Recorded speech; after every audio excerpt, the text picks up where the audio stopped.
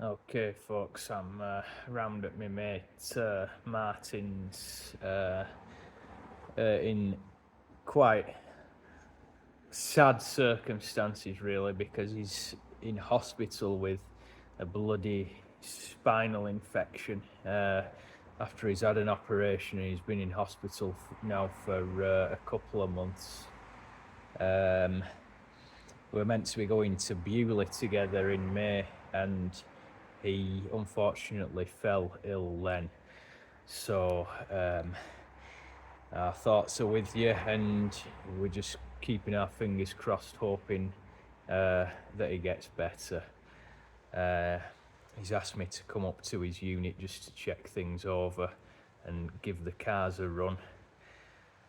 So that's what I'm about to do now. We've got his 1967 Humber Hawk Series 4 and his Bentley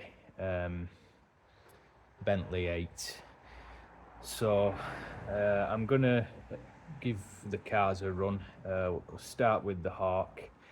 It's not been run for about a month or two now, so yeah, fire it up. But yeah, just thinking of Martin all the time, because it's not the same without him here. So we'll get the car going anyway. Right, so this is 1967 Humber Hawk Series 4, and it is one of the very last made because they finished in 1967. These cars were sold at massive discounts to clear stocks, so there were some real bargains for the new car buyer then if they were looking at Humbers.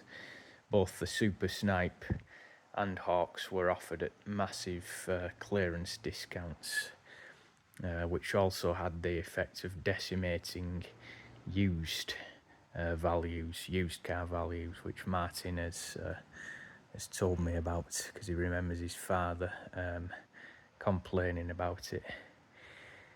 So it's a 4-cylinder, 2,267cc engine, petrol overhead valve, and we'll have a look, outside when I get the car. I was going to take it for a run. There it is. Martin's done quite a lot to it, and he's made various alterations to sort of adapt the car or improve the car. So you'll see a few things that aren't factory standard, and it does have an ATF leak. It is an automatic. I believe it's a Borg Warner Type 65. It's definitely a Borg Warner auto box, but it's either a 35 or a 65, one of the two. Can't remember which. So this is the engine. You've got power assisted brakes, discs at the front, drums at the rear, massive drums at the rear and large discs at the front. And he's put 4-pot calipers on this, again with his ethos of upgrading things. Whereas I, of course, am more of the sort of original or period modification school. So this is the mighty Hawk engine, which first appeared as a side valve unit, and then in the Mark V Hawk, which is it's not that one, is it? The Mark V, that's the Mark VI. The Mark V's under there, but same shape anyway. Mark V, Mark VI. That was when the overhead valve engine first appeared, and then it went on to do sterling service in the series Hawks and some of the commercial vehicles, all the while being continuously developed by Roots. They were never affirmed to rest on the laurels. So this late engine develops considerably more power than the early ones as fitted to the Mark 6. But even they were no slouch, you know. I've test driven a Mark 6. I had a drive of one I was with a view to buying it, but yeah, that came to nothing. But I was very impressed with how lively these engines are. Big, solid lump of cast iron. As I said, it was, you know, sort of started life as a side valve unit, and with an aluminium cylinder head actually on the side valve. And then Humber developed it into this overhead valve unit we see today. A couple of changes. They moved the distributor from here down to there. That was to give the lower bonnet line for these series cars. Lovely, you know, lovely bit of alloy there, beautifully engineered.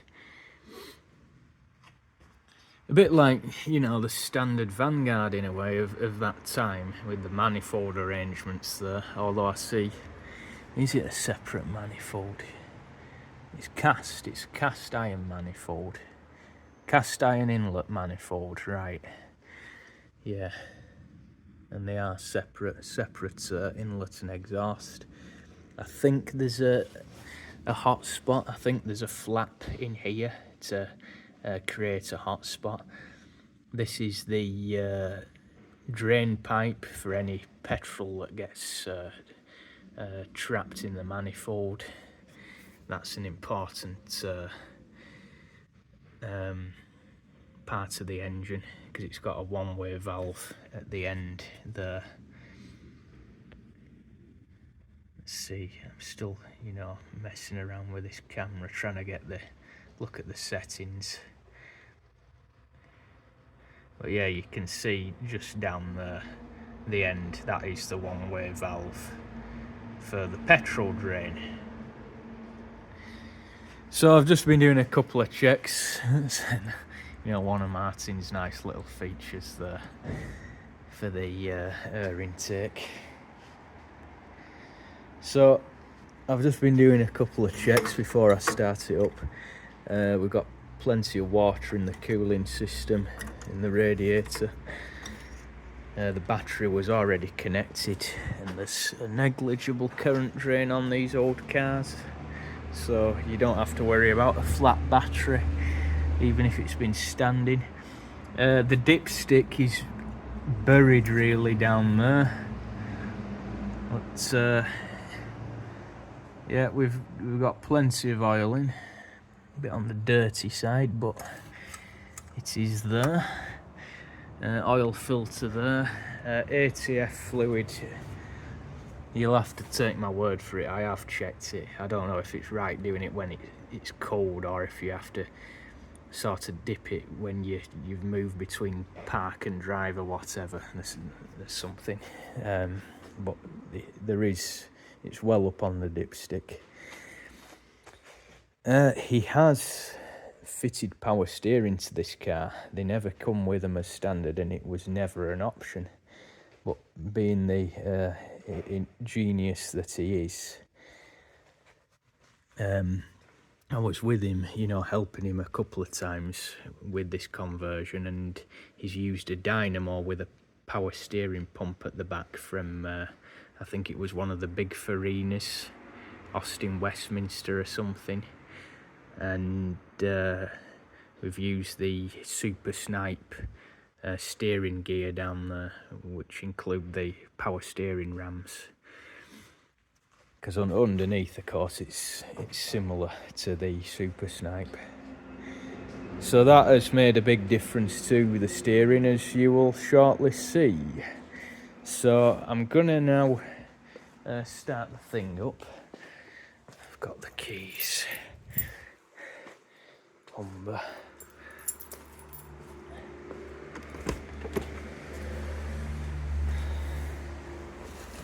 It's quite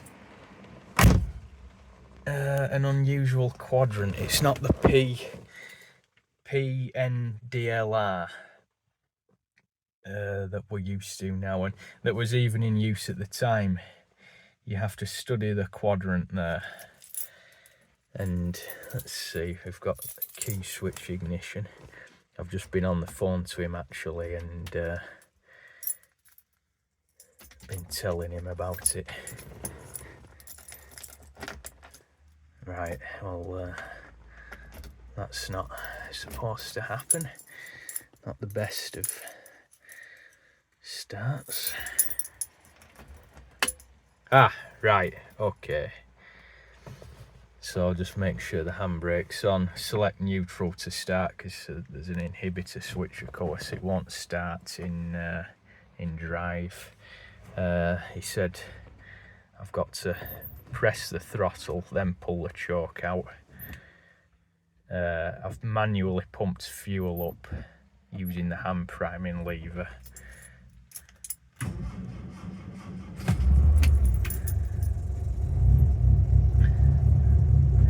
Hunting a bit. Soon come off choke. There we go. Settle into a fast idle. Bit too fast. But there we are. No issues at all, and as I say, because of his unfortunate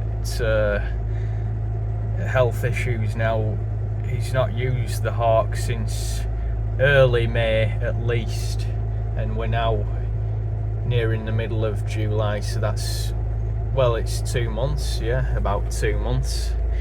So I'll just have a look at the engine, make sure it's not leaking petrol or anything, and then we'll hit the road.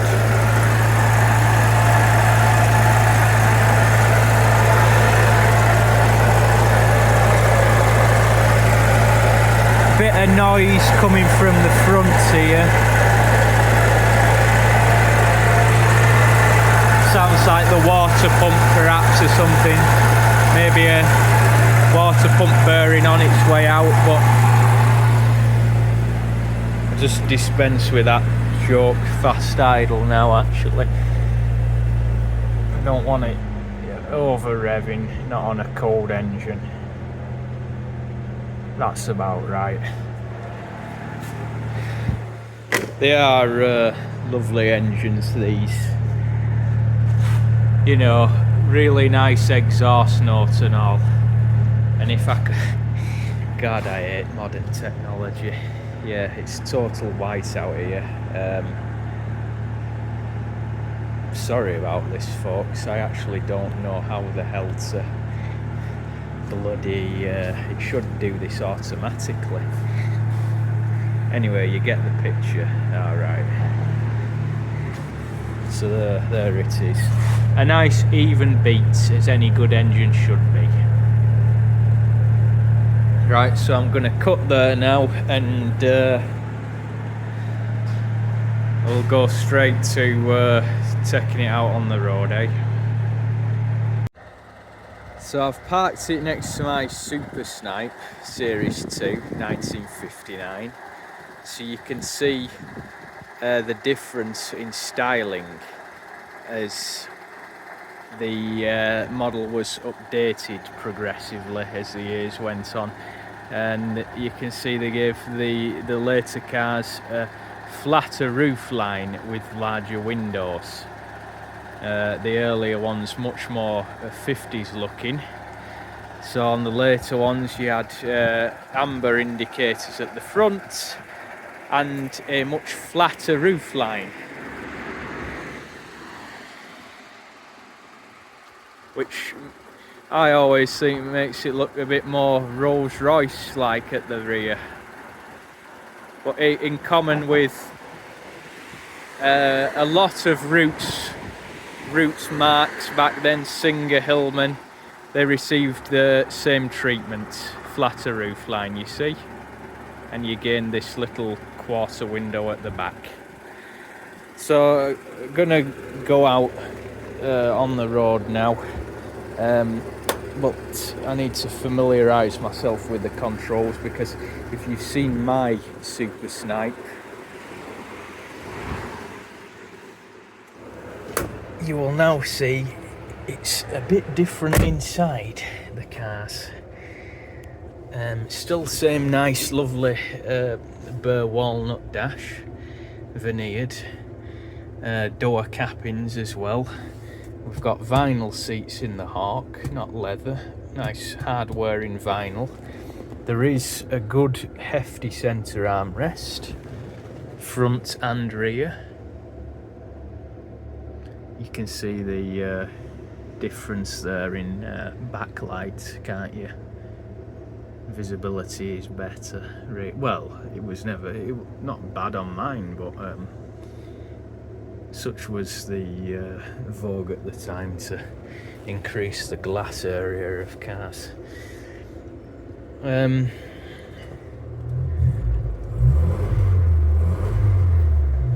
Pretty responsive engine, warming up nicely. Ashtray, cigar lighter there. Nice deep ashtray. Radio, I think they were an optional extra. Heater controls we've got. 2-speed. Temperature control and air distribution. Large glove box, again similar to the earlier cars. Clock in the middle, and instead of rotary switches now we have toggle type switches. So we've got panel lighting, side lights, headlights, and you can see the ammeter change there with the varying load.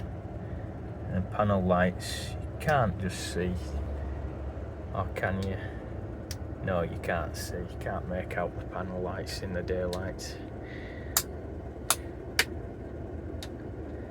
I think he's replaced, changed a lot of them to LEDs. Choke control, yeah, it's still out a fraction, but it wouldn't be on choke. And these switches, I'm not sure what they're for. Oh, well, there's my answer for that one. I don't know, I'm not sure what that's for, unless it's the fan. It could be the fan. I think he put an electric cooling fan on this. Wipers, this was a screen washer, it converted to electric. It was a manual plunger type, combined plunger for the screen washers and wiper switch there, but Martin has put electric washers on it, so we'll give the screen a clean because there's a bit of dust on it. And I don't know if they're 2-speed wipers, but they do clear a good arc of the screen there. Oh, they are 2-speed wipers.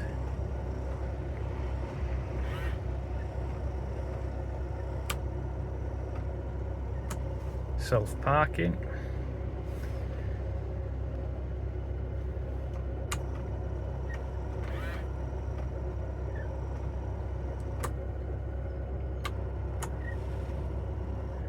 Very good.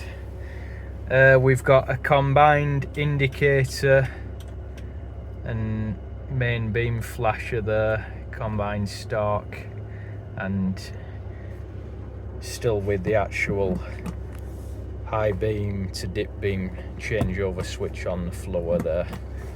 This is for flash to pass only, so that's that. And as I say, I got indicators. The quadrant, I believe, is illuminated, or it should be when the lights are on. So yeah, that's it. We've got Hawk there, and he's put a rev counter in as well, which was quite nice. The Hawk badge there, and of course the make sure there's no one around. Oh, I'll do. Right, horns inoperative, so that needs attention. But yeah, chrome horn ring. Oh no, they're not. It's just you have to press it pretty firmly. horn ring there. Okay, so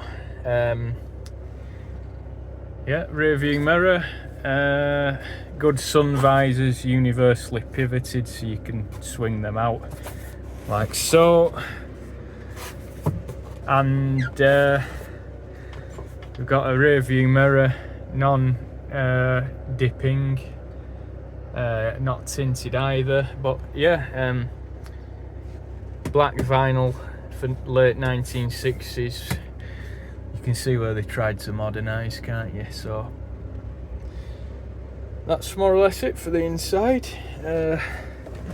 Just have a look in the back. Right-handed handbrake. Ashtray at the rear, no picnic tables. You'd have to have a Super Snipe for that. And but you do get front seat belts, of course, with it being 1967, although they are the static type, so I shall be making use of those as we now hit the road.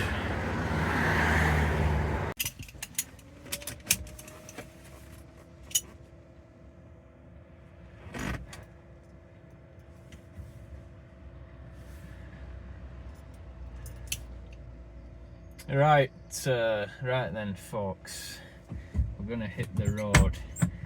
I think that's the cooling fan. As I said, it's got an electric fan on this, so I'm gonna start it up. Starts instantly, and away we go. Belted up. That power steering is a godsend, really. You know, I have considered fitting it to mine, my Super Snipe, which of course it was optional.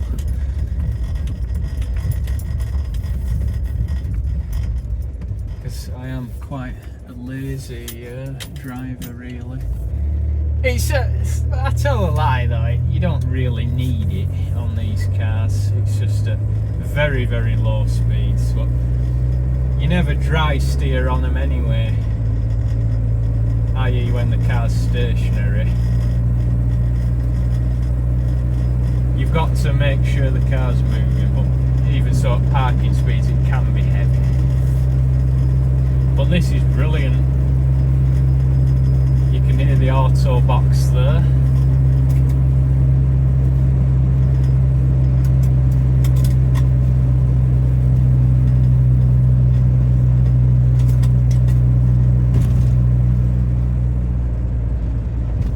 It does feel very different to drive than the Super Snipe.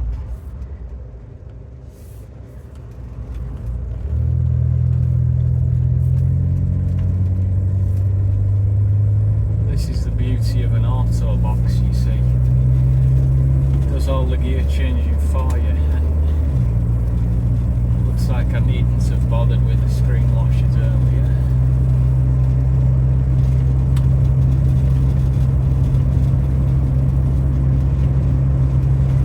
Soon up to speed, you know, even uphill. I mean, D2 I've selected, so that's full drive. I don't know how many speeds are in the gearbox. I think it's 3.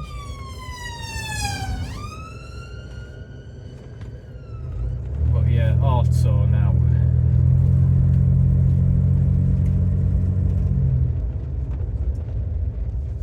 Automatic, it's just the preferred transmission now for today's modern crowded roads of Britain. And they don't get any better, do they? We've got millions more cars now than when this one was made. It's only going to get worse. But an automatic transmission, it just makes driving so much easier. I've heard people say that automatics take the interest out of driving or the fun out of it, but I don't understand the logic there at all. In fact, I think if your idea of of interest is, you know, playing some organ on the pedals and stirring a lever as you're stuck crawling in a traffic jam. I think you need your head feeling if that's your idea of interest in driving. Why not just let the car do everything for you? Like this, crawling along at below 10 miles an hour.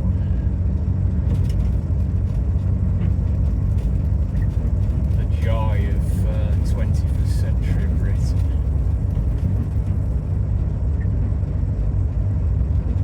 I'm only going up to the top of the hill and then I'll go back down again.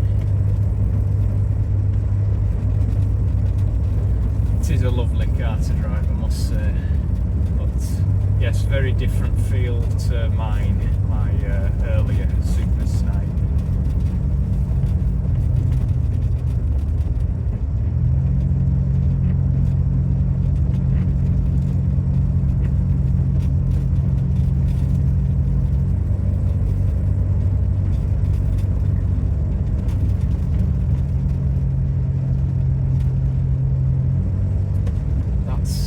National speed limit sign we've just passed, so 60 miles an hour, and we're doing about 10.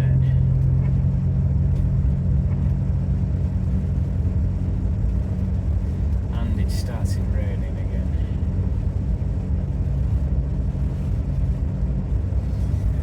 Not the run I'd hoped for.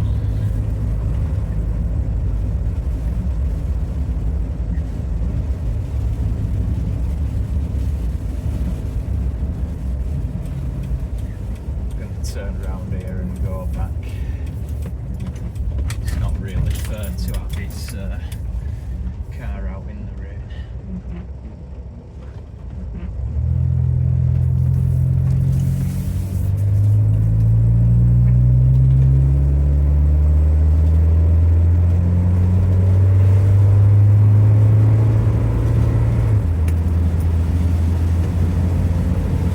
Decent turn of speed on the old Hawk. We are going downhill. It's got radial tyres fitted on this, unlike me with cross plies. Bloody hell.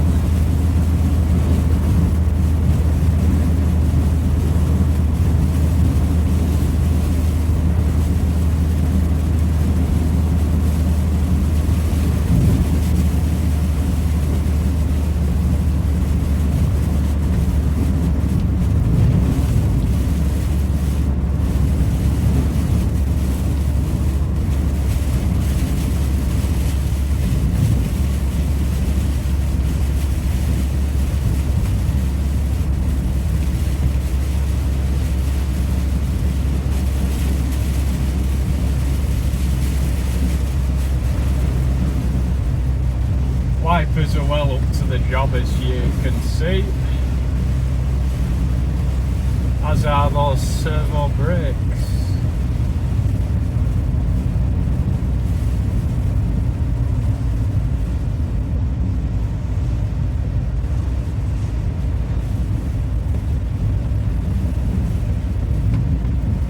You get orange needle instruments as well.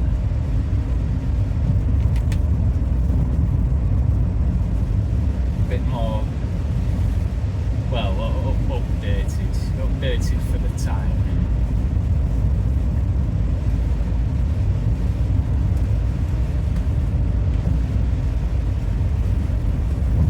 They started to tone the chrome fittings down, and matte black came more in favour.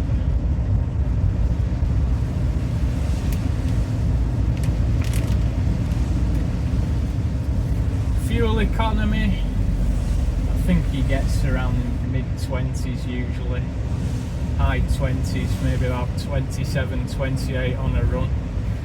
There is of course a slight penalty with it being an automatic, but they're not as thirsty as you would expect. You've got to remember though, it is quite a hefty car. about 1.5 tons, you know, curb weight, and you've got a large-ish 4-cylinder engine. 2.25 litres is quite large for a 4-banger.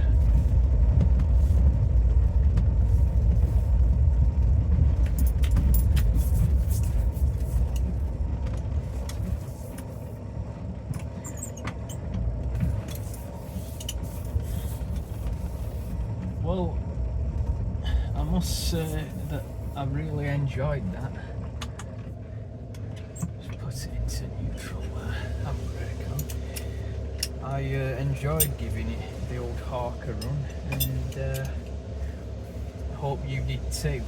And if you've not seen my video of a similar drive from a similar angle of my Super Snipe, then do check it out.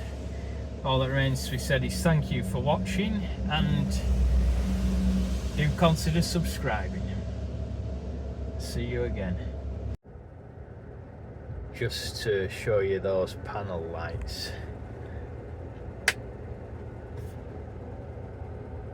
Even the heater controls are illuminated.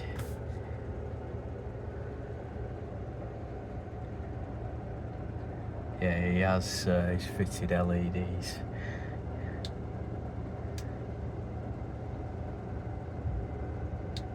Yep.